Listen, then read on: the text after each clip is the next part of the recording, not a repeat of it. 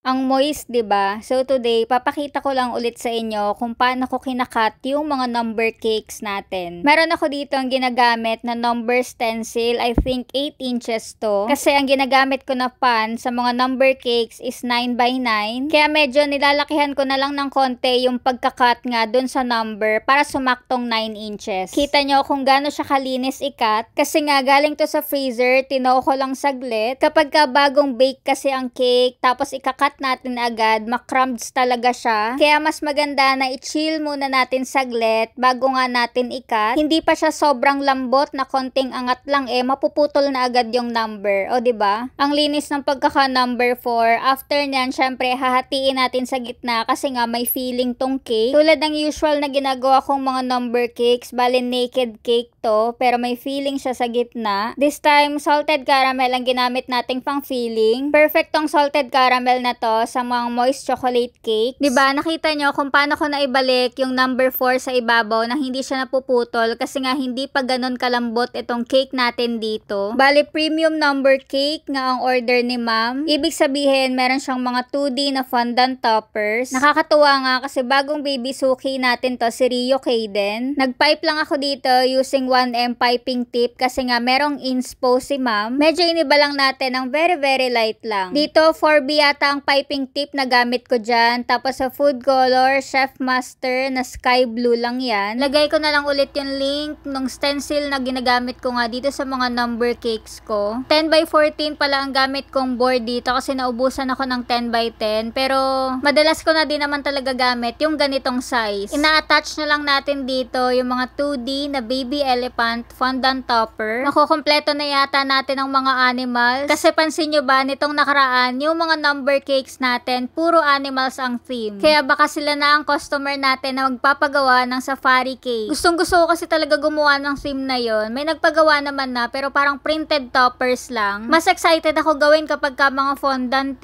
Kasi 'di ba, mas lalo tayong napapractice. Hindi naman sa nagpaparinig pero parang gano'n na din. Charot lang syempre, pero looking forward tayo na sa atin pa rin sila magpagawa kapag ka nag first birthday na sila. Nakakatuwa naman din kasi nag-feedback sa atin si ma'am na nagustuhan nga din nila itong cake at meron pa daw next month. O, sino ka doon? At ang cute naman talaga ng baby na to kasi nga sinendan tayo ni mami ng pictures. Thank you so much po and happy 4 months kay Rio Kaden. Hayden ba Hayden? Sorry na agad kung mali yung pronunciation ko. O, siya yun lang for today. Thank you for watching. Bye!